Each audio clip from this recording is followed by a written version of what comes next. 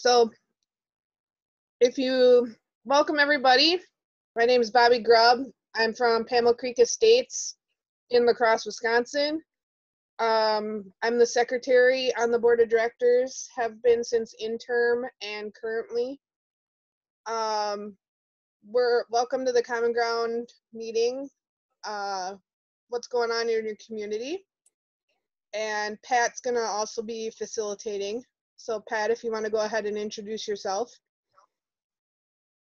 Hi, everybody. I'm Pat. I'm at Park Plaza Cooperative in Minnesota, in Fridley, Minnesota. Can you tell I'm nervous? I haven't facilitated a workshop in a long time, but I'm excited.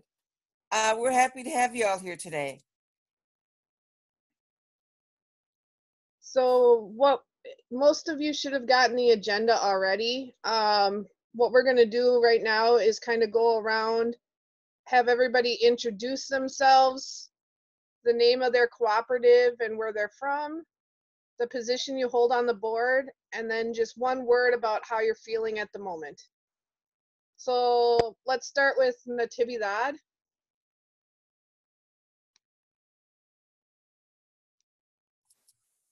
Sorry, I was getting some milk. Hold on a second here. Let me turn myself back on. Hi, I'm Natividad Seifeld, president of Park Plaza Cooperative, and I am feeling stressed.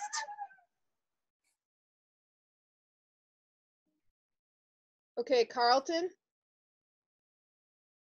Carlton Dahl, director at large at Park Plaza. About it.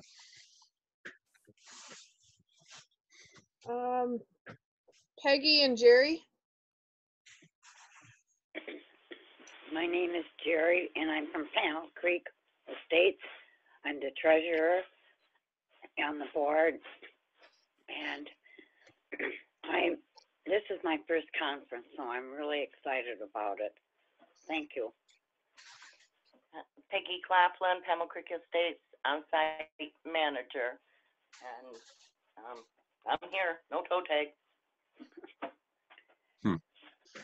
You want to introduce NCF staff, or most people know who you are? Emily, Julie. Hi, I'm Emily, Housing Program Associate. Happy to be here. I think everyone knows me. Julie. This is Tom Getler. I'm also from NCF. Okay, Pat, it's your turn. Yep.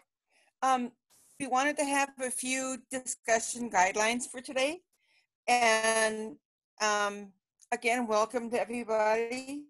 So going forward, we would like to have one microphone, meaning one person speaking at a time. Please mute your laptop or your phone if you aren't speaking. And we'd like to follow the policy of step up and step back, meaning please go ahead and share your viewpoints and so forth, but also give others the opportunity to talk, step back and let others have their viewpoints also. Emily will be running a parking lot for us today, so that if there's any ideas that we want to set aside and discuss at a later time, Emily will keep track of those suggestions for us. We want to make sure that we keep things positive. We want to talk about our successes and our challenges in a positive way. We want to make sure that we respect everyone's opinion. Respect your opinions and ideas. Nobody's right, nobody's wrong. We're all in it together, and we want to make sure that we keep that going. Is there any other suggestion people have about guidelines for today? Okay. If not, then I'll turn it back over to Bobbie and we'll get started.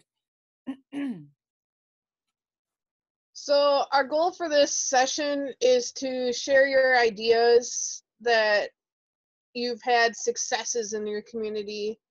Some of the building a park, doing roadways, infill, just some ideas that all of us together can kind of get the ideas or help each other build and strengthen our communities together. Also, some of the challenges we've had, like infrastructure challenges such as water problems. Infill is another one. Even though it's a success, it can also be a challenge. So that's our goal for this session, is to have you guys share your ideas of successes and challenges that you've had in your rocks that maybe somebody else can help solve the challenge, or also have some that has a success in it somewhere else. So, Pat? Okay. I'll give an example of a success that we've had at Park Plaza. We're going to talk about, when we give an example, each of us, we want to talk about 5 things. We want to talk about what was the problem you were addressing. And in Park Plaza a few years ago, we were having a large problem with a lot of water main breaks. We needed a lot of work in our infrastructure. There wasn't money for it. We would often have water main breaks and be without water for 3, maybe 4 days at a time. You know, the entire board, the entire park was involved in that. Everyone had to face that issue. The person who took the point in solving the problem for us was our board president, Natividad. She approached Rock USA, who of course is our mortgage holder.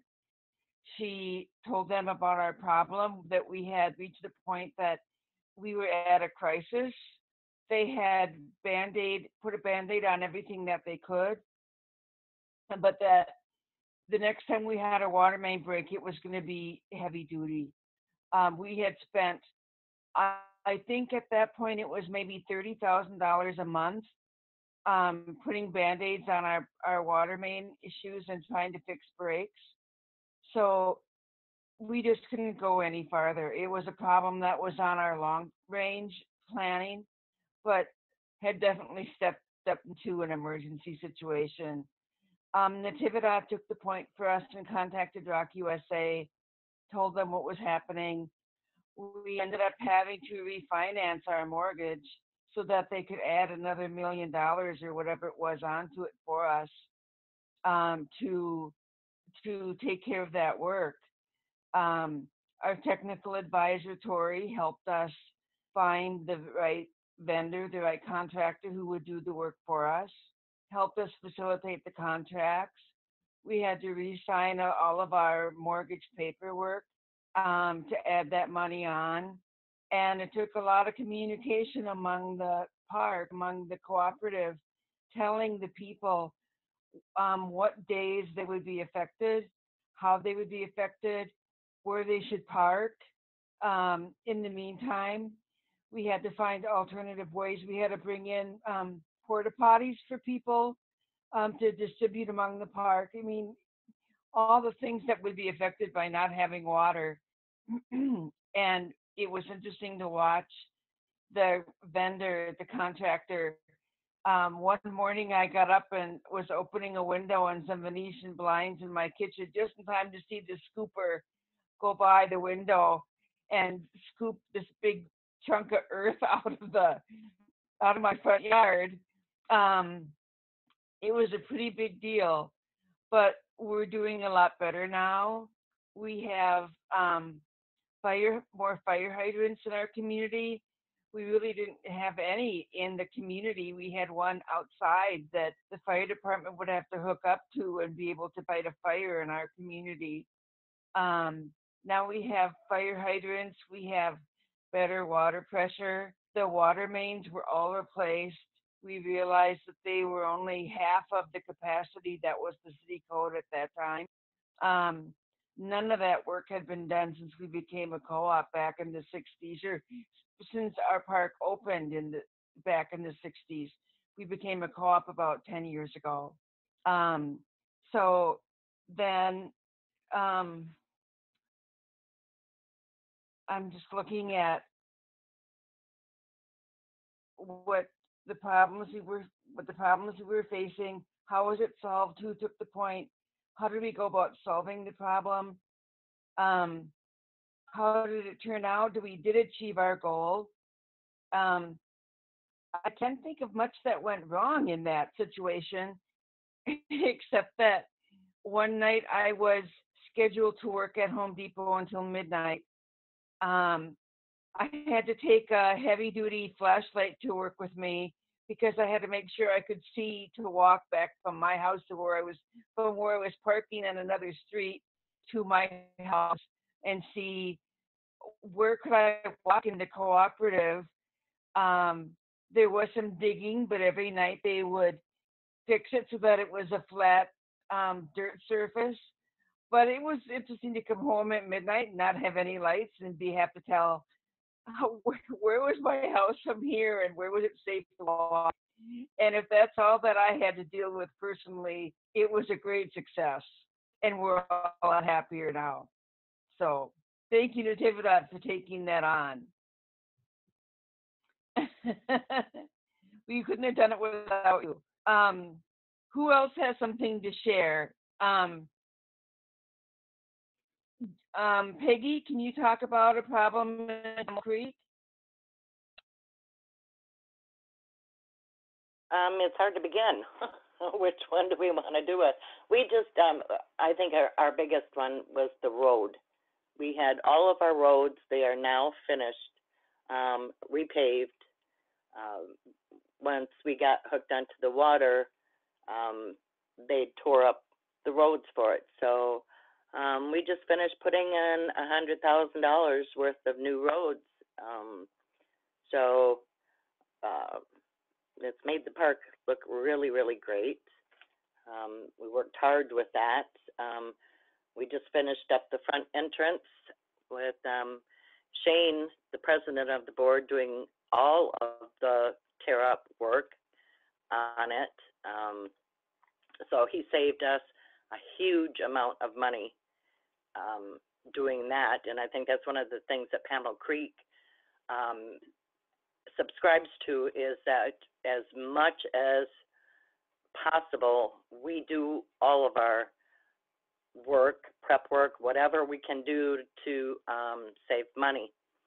So the road is definitely a success. One of our challenges still, 3 years later, is water quality problems. We still have sand coming in through, but that'll be our next challenge.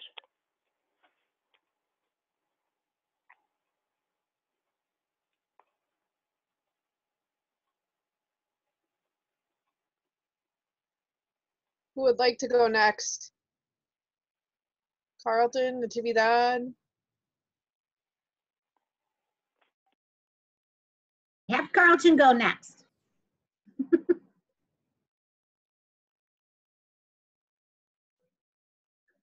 Carlton, you have any thoughts?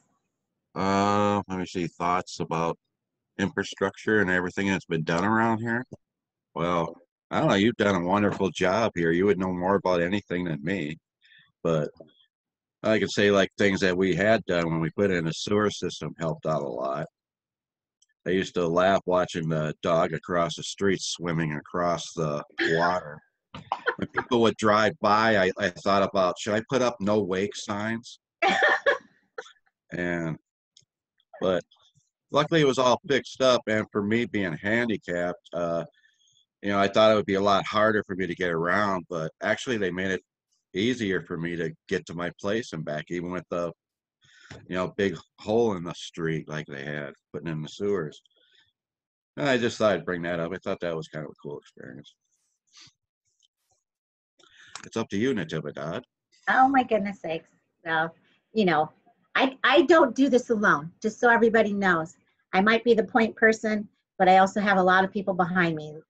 You got your board, and you have all of your NCF people and all of your rock folks, and then all your vendors and your city people and stuff. It was a challenge and a half. We spent a lot of time in our first few years suffering like Pat said, you know, there'd be times we'd be out of water for a while.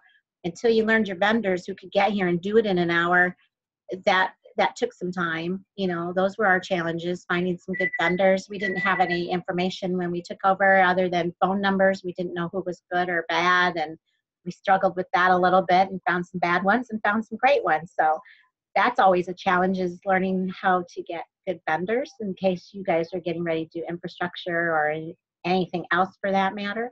The board's been great all the time. It's been we've been very fortunate to have some really good people on the board coming and going either way. The challenge with that is finding new board members, but who doesn't have that issue? And, you know, and trying not to be the president for your whole entire life. I'd have to say one of the other challenges for myself is getting yelled at all the time. It just happened again yesterday. I was ready to cry. And it just, you know, until you can fill someone else's shoes, they don't have any idea how hard this is. We do it as volunteers. We do it because we want to.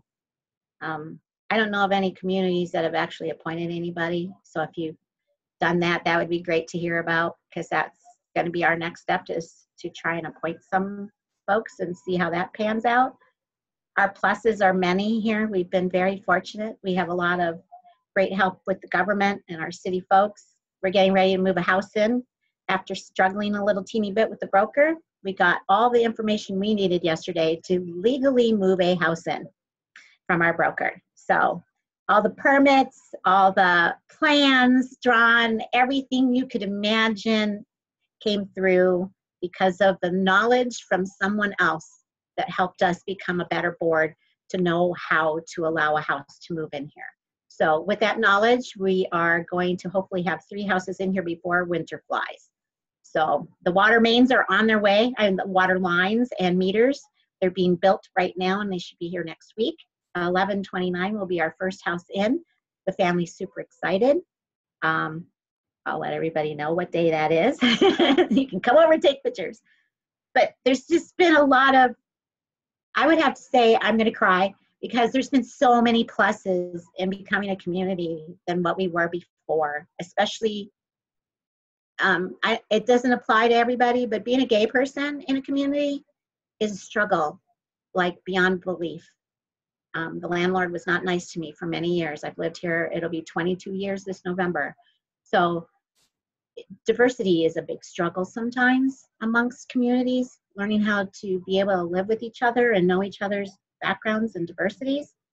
That was one of my biggest struggles living here, and I don't have that issue anymore. And if I do, then people don't say anything up front. And that's great. I am who I am, and my family loves me, and the people I know love me, and that's all that matters, right? We all gotta love each other, right, Carlton? We have bad days, we yell at each other, but that's no different than being brother and sister, aunt and uncle, right? So that's a big challenge that we don't face or talk about every day, is diversity. So keep that in mind when you guys are having struggles about people's culture and background, how they eat, what they do for their holidays, how they dress. Always be open-minded and realize that they're people too, and they need a place to live as well. So we have a lot of pluses. I'm crying. You guys make me cry all the time. I love you, all of you, always. Natividad, why don't you talk a little bit about, there was a home fire on our side of the, we have 2 sections of our cooperative. And on our side, there was a home fire not that long ago. And some of the people were without their utilities for, I think a couple, talk about that a little bit. How was that a challenge, and what did you have to do with that? That was a huge challenge. Carlton can contest to that, because he was on that line of no power. The family put away a barbecuer, a small one, in their shed, and thought the fire was out and that it was not hot anymore, and it smoldered through the night and caught the house on fire. The father was at work and the mother was home alone with the children. She was able to get everybody out. They tried to put it out themselves, but it overtook them with smoke. So in the meantime, it's been a challenge. They got some help from Cecilia. They got some help from a church. They got some help from a community organization that's not the Red Cross, but kind of like them. They come in and do recovery and stuff. So they took all their laundry out and everything. And I am so sorry because this has been such a long time. Carlton, do you remember the date, like beginning of summer? Yeah, it was beginning of summer, yeah. So I remember a roommate I used to have. He was mad because his air conditioning wasn't working. And he was about ready to move out. He yelled at you guys, you know, and I'm like, wait a minute. Yeah, it took out 8 homes, isn't that right? Yeah. They burned the actual electrical pole that had 8 homes on it. And so they were without power for 2 weeks or more, I believe. And, you know, we spent a lot of money getting that in. The family was liable for a lot of things. It actually caught fire to 2 houses behind them. They replaced all of that stuff themselves. They did all the work. And their house is beautiful right now. They're almost done. They actually got help from our city for the roof. And so that's where they got the trusses from. And they have done literally all the work with just their family members and some friends that are all in construction to get all the work done so they can be back in there by winter. So yeah, that was our first real bad fire in a long time. We did have one another time, but this one was. Yeah, for me, well, with me being without power was terrible, of course, but it wasn't without power very long because I got good neighbors. And Atividad asked one of my neighbors I don't generally talk to. She asked them if I could get some power from them. So they said, sure. She went and grabbed a extension cord and ran it out to me. So me and my roommate had power. It was nice, you know. Being around home all the time gets kind of boring without some kind of power. But I thank Natividad. She's always there for us. That's it. Gary, what kind of challenges and successes have you had at Pammel, at Pammel Creek? What kind of challenges have you had? Well, I think our biggest problem is that we don't get enough of the community involved in our you know, the whole process of the community.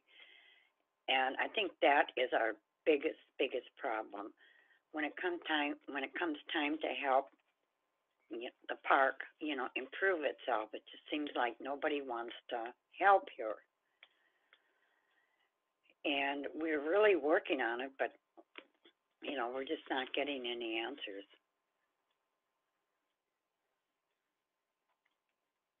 Jerry, can you be more specific about some of the stuff that you'd like the volunteers to be doing? Or some of the work that you're looking to have them get involved with? Landscaping is one of them. Another one is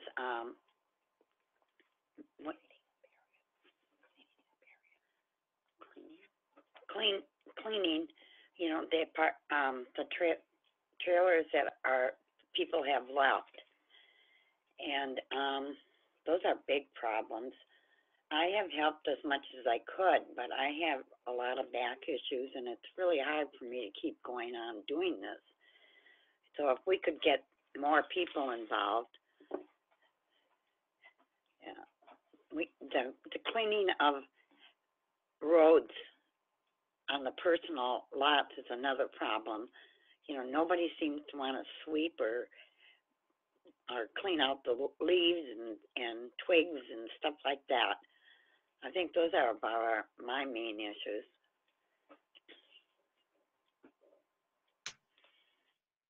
I'll kind of agree with Jerry on that one. I mean, it's always been in the community that we either get the same people volunteering or it's always no volunteers at all. So that is a challenge. I will agree with Jerry on that one. One of the successes I think just recently is Peggy with the kids in the community installed and are working on a park. And Peggy started the program, the KICK program with our kids in the community. And they had a bake sale and they did a car wash to raise some kind of money, and they're gonna paint. They came down with a scheme to paint. They got like a little tree fort type house thing on the spot that the lot that we are making a park at the moment. And Peggy, if you wanted to add to this too, like I said, I mean, it's a great success, I think, because the kids are involved and it's keeping them out of trouble for the most part. Yeah, actually tomorrow we have plans. I'll be out there today sanding it down.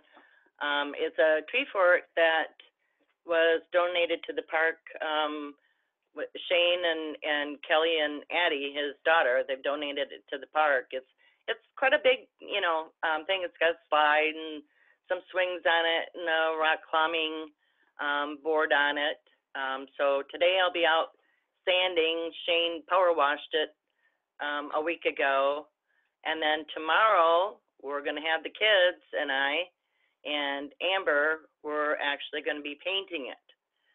The kids wanted a red, white, and blue theme, so that's what we'll be painting it. And then on the outside boards, we'll be putting stars there, and the kids will have their names inside those stars on the fort. So our last two rallies to date, they've raised $130 in the last two rallies. So I'm really, really proud of the kids. We try to make it fun for them and give them a good direction to go in. So yeah, the kids have for the most part they stepped up really good. So yeah, that is one of our successes. Thank you, Bobbie. Yeah, I didn't want to take all the spotlight from your moment because I thought that was a huge success. It keeps the kids out of the road for the most part. We're still working on the park because we need a fence and we want to put a swing set up, and because we're bordered by a highway, it's really hard there is a park just like a couple block, well, not even a block over, and it's really hard for the kids to go right up by the main highway to have to get to the park. So this will kind of keep some of the younger kids, safe and in the community, and letting them be a part of it is a huge thing. I thought, just because then they makes it feel like their own. Right, and we just something that's a new development here is that the kids were kind of leaving garbage and doing a little bit of vandalism and stuff. So I talked to the kids the other day, and we are going to set up a board of directors for the park with the kids. There's going to be a president, a vice president, and a director at large. And they will be making, along with Amber and I, they'll be making decisions on consequences for stuff for vandalism or leaving garbage around. They'll be checking daily, for garbage and picking it up, keeping the area clean. We'll be putting out a garbage can so that if the kids want to go up there and eat their candy or whatever, they've got a place to throw the wrappers and stuff in. So the kids are excited. I think it's really important for them to actually be a part of the decisions. And so we're going to create the board of directors for the kids. Peggy, that's really cool. I'm really excited to hear about that. This is Emily, by the way. I think yeah, that's cool. I love that idea. We put up a swing set in a little play area in our park too, and I don't remember, is an idea maybe for other co-ops. Natividad, how did they do that when we got the money for our swing set and stuff? Didn't they do Rock USA put something on their website and people, cooperatives could donate or something. How did that work? We had a national story come out on December 26th, 2016. And they did a big story about our community. And one of the things that was in the story was that if there was any one thing that I would wish for before something happened to me was to have a playground put in the community for the kids. So Rock USA put on a red button on their community website to have people donate from all over. We got hits from Hawaii, San Francisco, California, you name it. People were just ecstatic over this story. And so Rock had offered to donate the first $15,000 that came in to Park Plaza Cooperative to put in a playground. And we went through Rainbow Systems to do that, and we had to put an extra $500 out of our own pocket to make that happen. So that's how we got that. And Tividad, what was your total budget for the park? We didn't have a budget originally. That's why we never had a park. It was never put in there, but it was just a dream of mine, and it was a hope of mine because of having cancer. You never know what's going to happen to you, right? But if there's one thing you could leave, it's something for the kids because they're your future. So I love the story about the board of directors because we had Anthony's son come over and say, Natividad, we want a board of directors for the kids. How do we do that? And so kids are interested. They love to volunteer and they love to help and be proud. That's a great idea. We had a community get together at a local American Legion right across the street here one time. And a lot of the kids got involved in what was going on. And we asked them for ideas of what kinds of features would they like to have in a playground in the community. And one of the kids named Giovanni actually even drew a design. We were like, oh my God, he's going to be a city planner in Fiddly in the future. He actually drew a plan of a path to connect so that the kids didn't have to go on the street from another section of the park that's a little ways away. He drew how it should all look, where the swing should be, where the slide should be, all kinds of stuff. And his ideas got used for the most part of how the swing set and everything should look. And you're right, the kids want to be involved. My husband and I ended up hiring Giovanni and his brother to do everything they just help us out with everything. They snow blow and shovel in the winter. They automatically mow our lawn in the summer.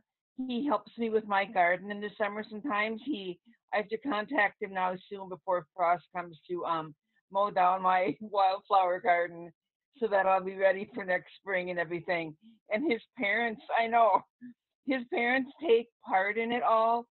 They come by every once in a while. I've never seen, I'm so impressed with his family.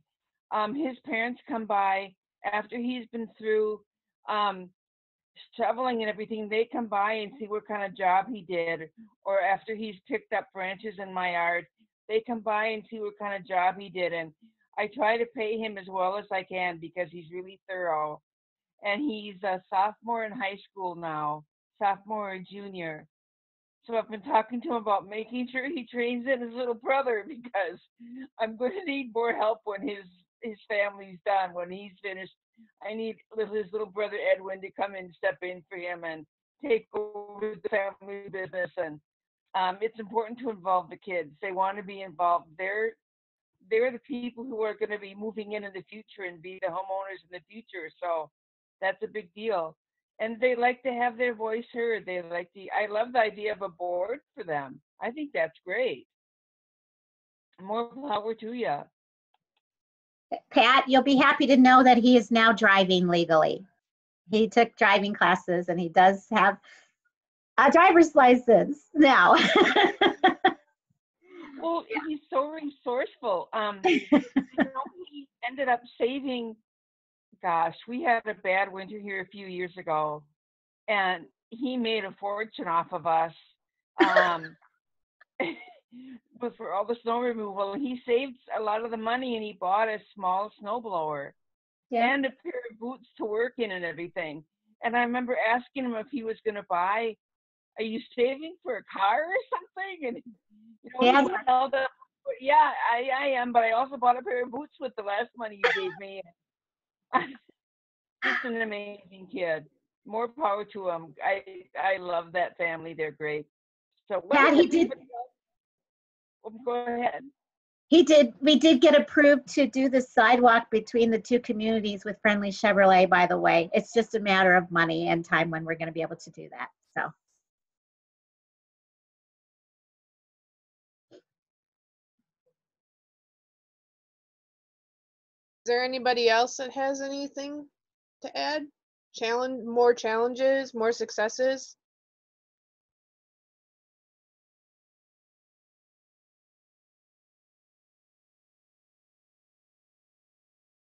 Everybody's so quiet. We all forgot about the meeting this morning. I'm trying to step back. I want somebody else to talk for a little while. Oh, there's got to be more successes for real. How about Man and Market, Carlton?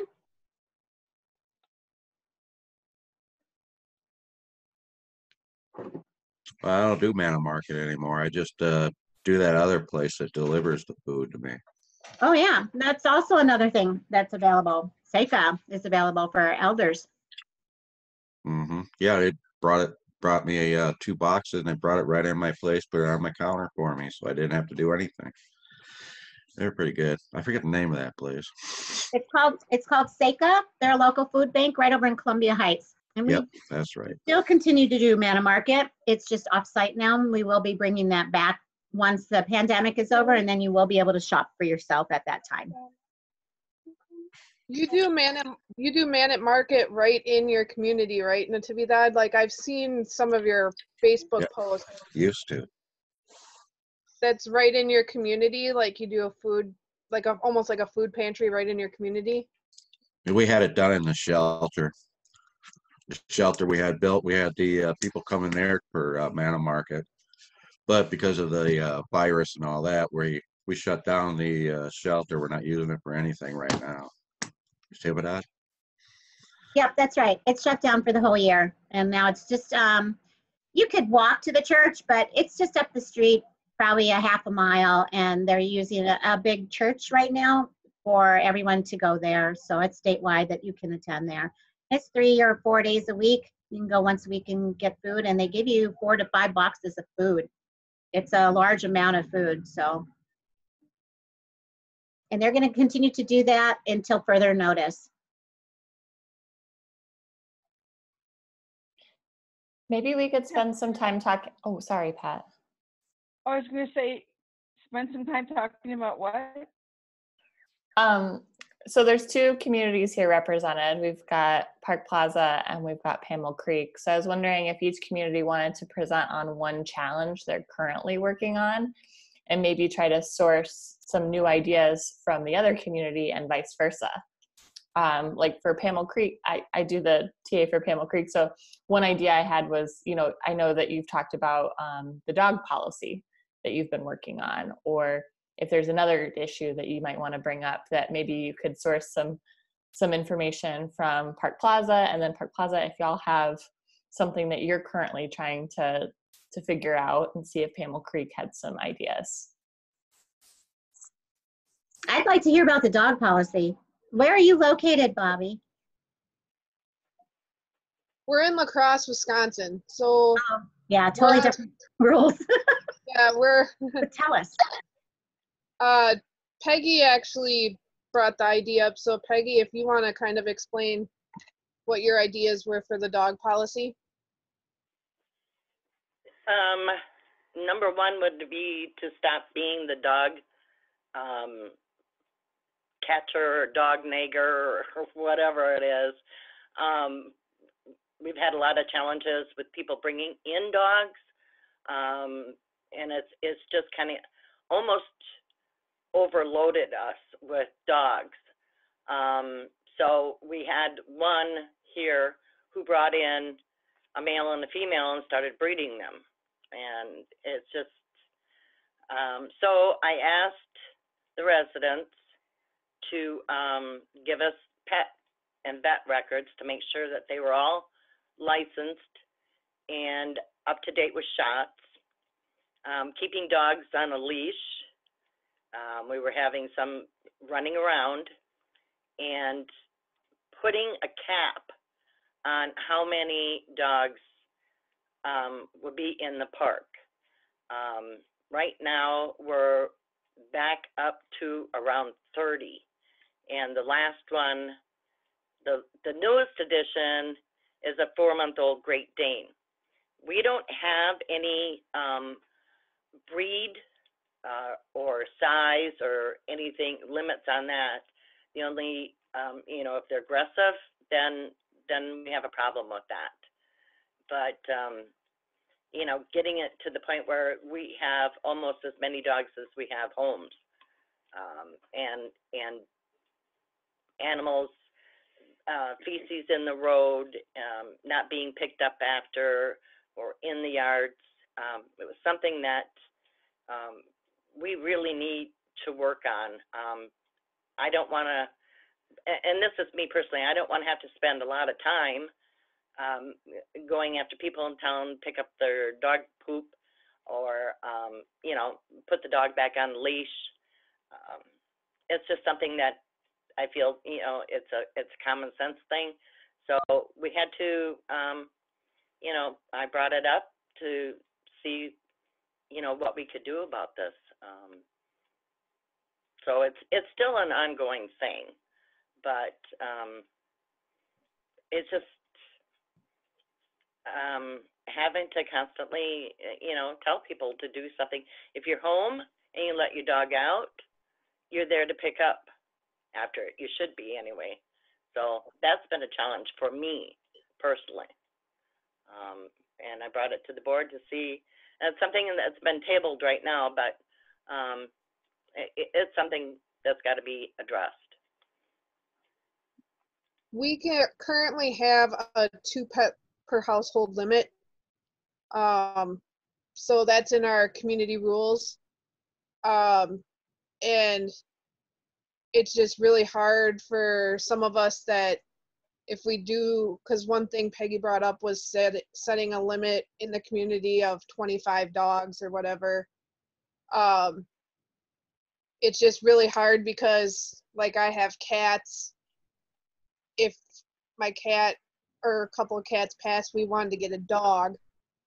And would I be able to bring in a dog, because it would bring over the 25 dog limit, be over the 25 dog limit at that time. There was just some, when it was brought up to the board, there was just some concerns we had and restricting, like, should they be spayed or neutered? Well, you can't tell a person to have their dog spayed or neutered. And I mean, I do agree there's some issues with people, like the lady across the street, she would walk her dog would run, it's a little dog, this little fluffy dog, like a Chihuahua size, and he was off his leash and he'd come running over to me across the street, and I'm on the main road in the community, and he could get hit 5 o'clock in the morning. I've seen him loose off his leash. We actually had to fine her because her dog was off the leash. So it's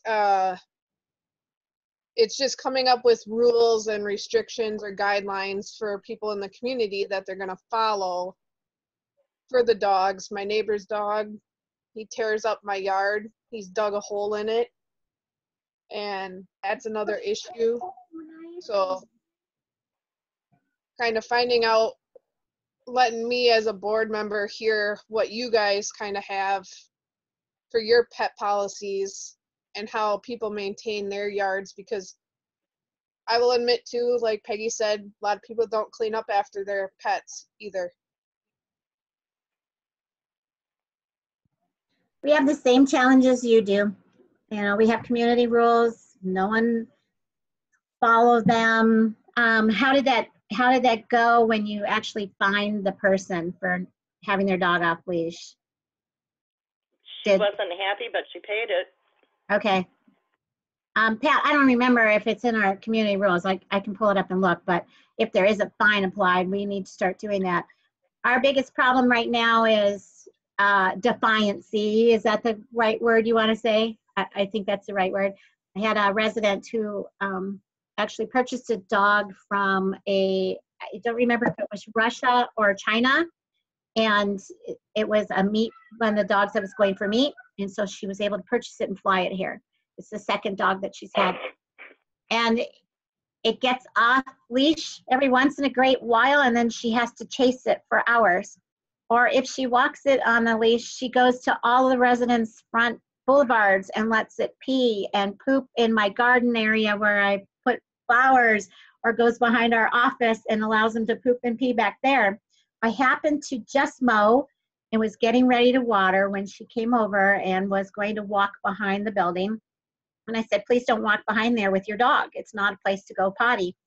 And she got so mad and called me some really nasty names and told me that I was controlling BITCH. And I said, well, I'm getting ready to water and I don't want your dog scared, and I would appreciate if you quit walking back there to allow him to poop and pee, because we've caught her a lot. And so now the neighbors are complaining because she allows them to pee on their beautiful gardens, and she thinks that's okay. And so, you know, we have that going on, or all of a sudden 3-4 weeks later, somebody has another dog. And you're like, okay, who has another dog? When did they get another dog? It's usually in the night when you're not around. And then they keep them quiet for a few weeks or more. And then all of a sudden, voila, there's another dog. So yeah, dogs tend to be a huge issue here. And it's like that everywhere. So how to make it stop is really, really hard to do. We need to get back to licensing control where they have licenses. We actually have pet tags in the office that were here from when we weren't a co-op. They used to make you send in pictures, your license, and your rabies shots, proof. And then you would get a tag and you kept that on your house. So that would show that you had a dog. So we should probably think about that in the future as a board, trying to get that. But then you have to make changes to your rules at the annual meeting or a special meeting and get people to vote on those things. And be a full quorum that everyone's going to say, yes, we want this to stop, right? The ones who aren't going to vote are the ones who have the animals. So, absolutely. You know, and this is where you come into really bad situation. You know, having a Great Dane requires a big, gigantic lot and space. Yeah. So I don't even know how you do that. You know, we have a pit bull rule here in Fridley, in the city of Fridley. You're not supposed to have pit bulls in general. But then you get this, well, I have papers. My dog is not 100% pit bull. And they actually have papers that show that their dog is not 100% pit bull. So then what do you do? We actually had a dog. Or they come in with, an ESA type of thing. Oh, yeah. Yeah, we have one right now that's a pit bull mix. It's actually bulldog pit bull mix, and it is a medical dog, so I can't make it get rid of it. So I'm stuck at a hard place. Yep. And it was an acquired dog after the fact, and so now you're at the limit. They have the right amount of limit, but now you're stuck. You can't do anything because of that. So it's unfortunate, and everybody complains, and you have a lot of great residents. They pick up after themselves and do everything. They do everything in their power to do it, and then you have the ones that are bad. So I don't know what to do anymore. I really don't. Rules are hard. We've hired a great lawyer that's heavy duty into manufactured housing and wants really hard to work for cooperatives right now. So he knows a lot of the laws. He's been doing it for a very long time. So we're hoping he's going to help us with some future changes in our community rules. One thing that the difference between Minnesota and Wisconsin is just, it still amazes me. It's extreme. As far as resources, and you know, laws and guidelines and stuff like that. It's just Minnesota has so much more resources than that are available to y'all than we do. And you saying, you know, about the lawyer, that's not even something that I think we have anyone in La Crosse that does that. I mean, I would totally go for someone like that. He actually knows somebody. So on Monday, I'll connect with him and he may be able to help you guys. Awesome, thank you. Peggy, it was kind of interesting last year at the Common Ground. They had the Assistant Attorney General for the state of Minnesota there. And it was amazing. She's like, you guys, the state of Wisconsin's light years behind Minnesota in anything. We need more lobbying. Yeah. Yeah. It's just, speaking of which, get on board. she said we're light years behind. Yeah. Yeah. And it just, my jaw hit the floor. I'm like, it sucks. So we're looking for advocates to join the ROC USA Advocacy Board members. If you're interested, reach out to me and we would love for you to join so you can get some advocacy control over in your area. Actually, I just found out yesterday reading online that Wisconsin, even though the federal moratorium for eviction is federal, it also does not include state of which Wisconsin does not have to follow the federal moratorium and can evict people. So Emily, you may want to look into that. No, we can't. I didn't think we could. We can't evict. I right found it now. online yesterday because I have a community right now in Wisconsin that's trying to become a co-op. And I also have my son and his girlfriend just moved into a place. Now they want to evict them because of her medical dog. And I looked it up and it does know that they do not have to apply by the moratorium. Can you send that to me, Nativia? Yeah, it's on the tenants' rights for Wisconsin. So if I can quickly plug, I just want to quickly plug the next session, which is with Karen Lundquist, who's an attorney, who at 1 p.m. will be doing the presentation with Tom. So that would be a great question for her to be able to guide in that discussion. So it's, yeah. Just want to, the moratorium is confusing for a lot of us. Julie's been doing all the research here. She would be the person to contact an NCF, but I think Karen Lundquist would be a great resource for that question. Tom, do you agree? Yeah, and I think there's a difference between, I mean, Karen's an attorney in Minnesota, so I'm going to ask her to qualify what the law is in Minnesota, because I don't know that she has any, when it comes to her experience with Wisconsin, I'm not sure. But, federal, I'm sure, because she represents a lot of landlords, not just manufactured home parks, but landlords in general. So I think, I'm just making note of that. I'll make sure to ask her to mention that as part of her presentation.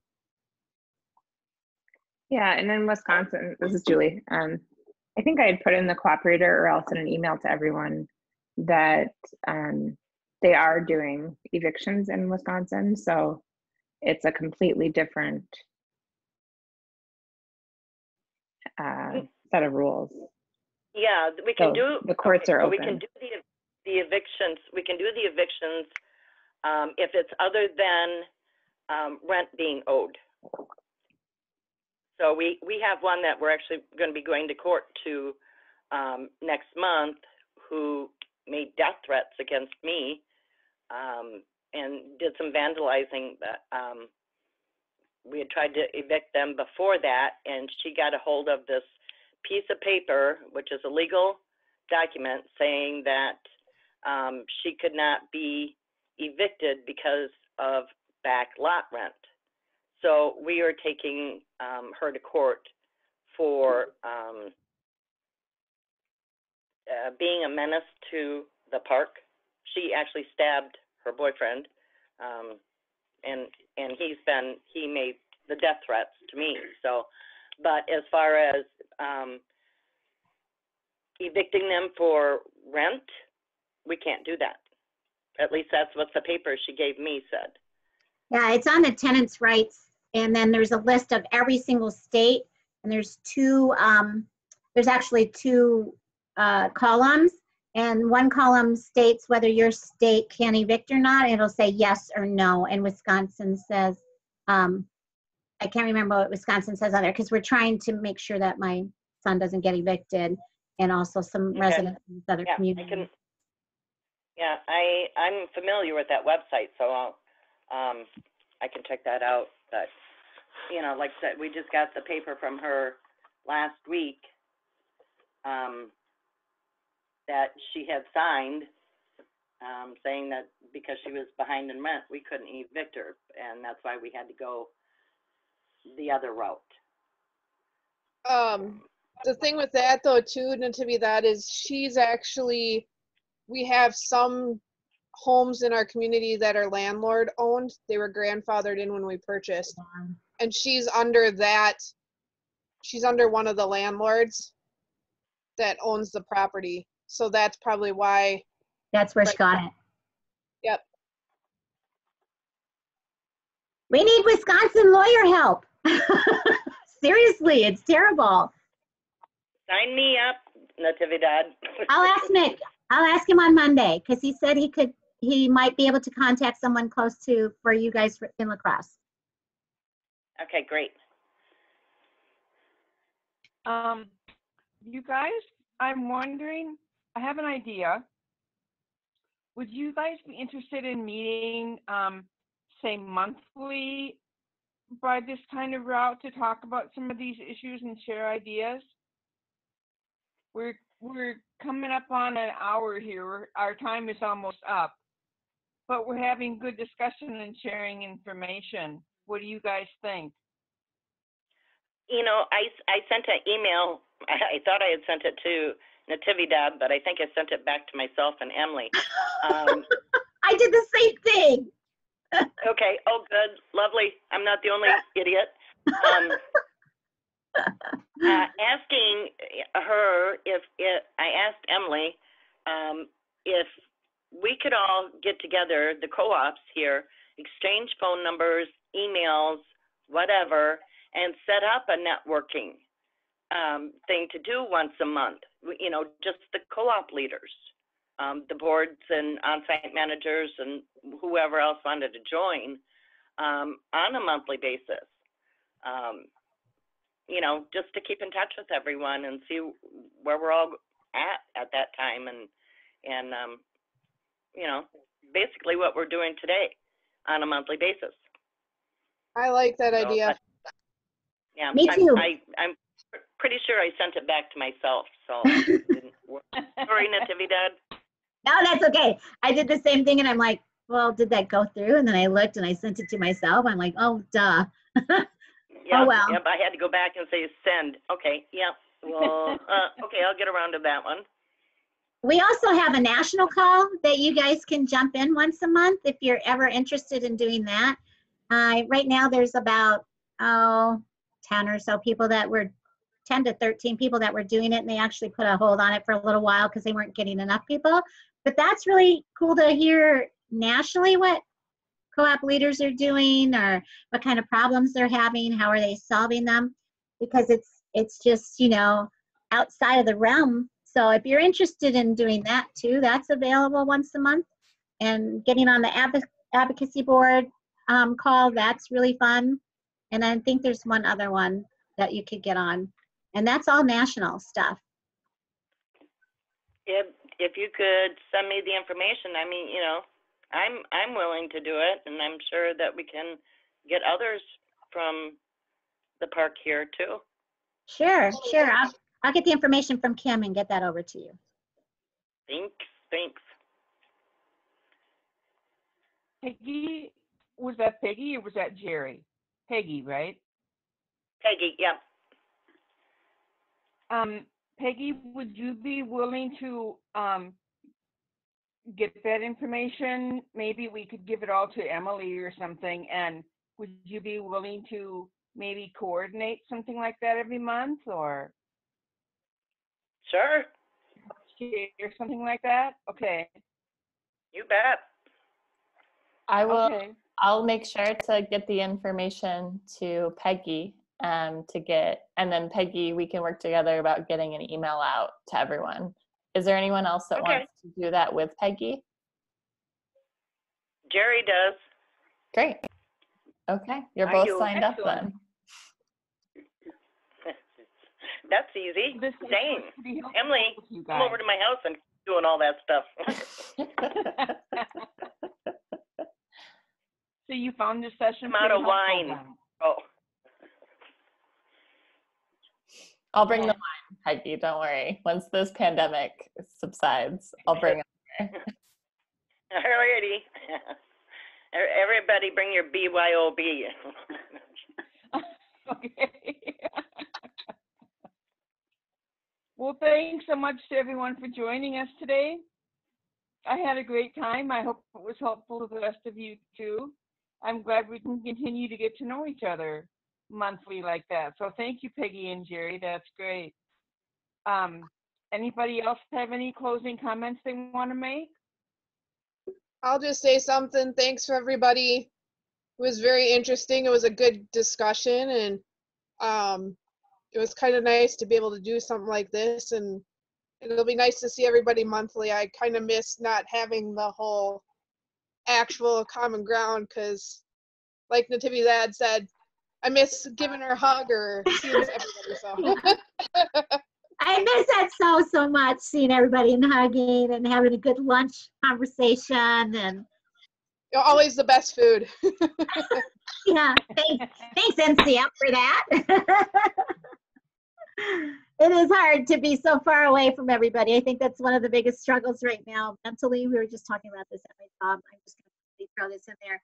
And the head boss person said, "How are you doing?" And I said, I'm really struggling as a person mentally right now with everything that's going on, being a leader in the community and stuff. They know my whole story. And I said, just not having someone to kick stuff off with, because you're the person that everybody goes to. You're the mom, the grandma, the great grandma, the only person working in your job right now because the other person can't be there. Whatever, you're that person every single day, all day, no matter what. By the end of the night, I don't even know if I can go to sleep because I'm so worried about dreaming about what I'm supposed to do tomorrow or what I forgot for a meeting.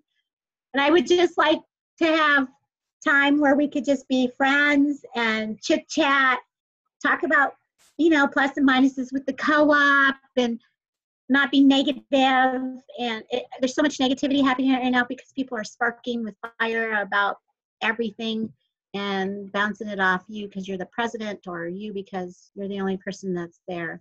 Try and remember to love each other and take some time for yourself. I would love a day on the beach, and I know summer's over. I spent my last 6 weeks of summer being laid up, so I didn't get to have any summer. But yeah, so Pat, if you need help thinking of a different garden, how about that garden guy? let's do something fun and connect with him if you want to join in to landscape the front entrance and stuff. So yeah, I'm gonna chit chat forever if I let you, if you guys don't tell me to shut up. So anyway, I just miss everybody. I miss having friends, and thank you all for everything you do. You're all very special. Thanks. Thanks for joining us today, everybody. We'll talk to you again soon. Thank you.